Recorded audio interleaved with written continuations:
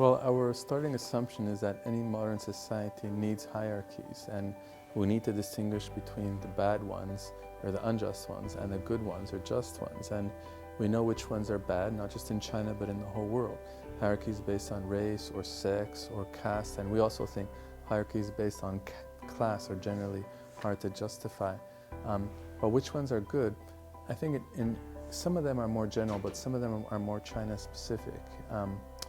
For example, in chapter 1 of our book, we defend the idea of morally justifiable hierarchies between intimates. For example, the ideal of filial piety, that there's a hierarchy between adult children and their elderly parents. What justifies that? What are the conditions that justify that? It's a very, very important issue in China because of the widespread adherence to the value of filial piety. But in some contexts, like Canada, where I'm from, filial piety may not be as important a value, so wouldn't worry so much about how to justify those hierarchies. Another hierarchy that we justify in chapter 2, or try to justify, is the hierarchy between rulers and ruled. How might you have morally justifiable hierarchies if you don't have an electoral democracy? And we argue that the general conditions that would justify hierarchies between ruled and ruled are quite universal, namely that the rulers have to serve the ruled, they have to act in their interests, and secondly, that there has to be a strong element of trust between ruled and rulers. How can you have that trust without electoral democracy? So we discuss many alternative mechanisms, including sortition and many different forms of democratic participation that might increase the element of trust in China while preserving the advantages of political meritocracy.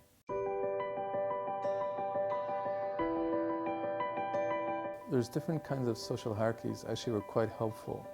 One of them is the respect that ordinary people have for, in the past we'd say Junzi or exemplary persons, but now we might say scientists with a conscience, scientists who have a proven record of both expertise in their discipline and willingness to serve the community.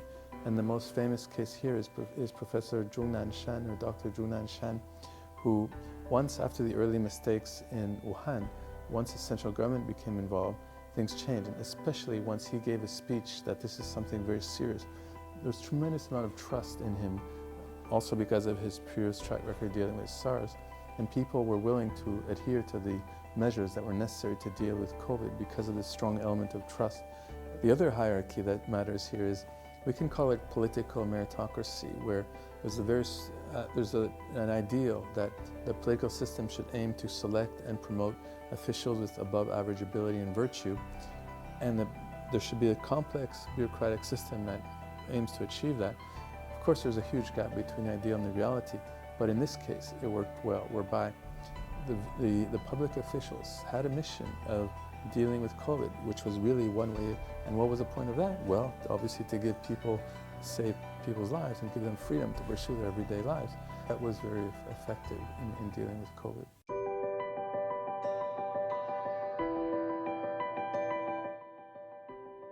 So again, the same standards need to be used to evaluate political systems. Do the rulers serve the ruled, and is there a strong element of trust between rulers and ruled? If those standards are applied, then we can come up with, I think, informed judgments about whether the political system works well, whether it's in China or in systems that rely on electoral democracies to select rulers.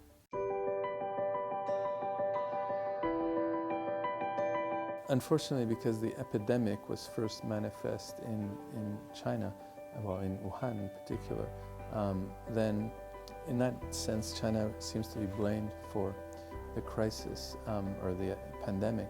Although since then, obviously, since late January, when the central government became strongly involved, then China did a relatively good job of dealing with COVID, and the rest of the world pretty much has done a terrible job.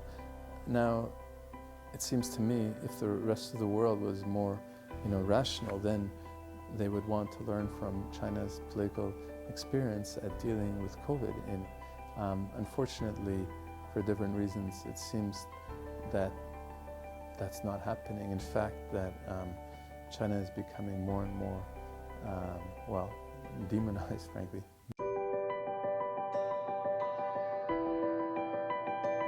There's some variation, but generally speaking, the countries that lack this culture of respect for scientists with a conscience, and respect for political hierarchies that serve the public interests don't do as well. So if they have a very strong anti-elitist tradition, like in the United States, it's much harder, no matter what kind of rulers you'd have in place, to deal effectively with this pandemic until, well, hopefully a vaccine seems to be on the way until that happens.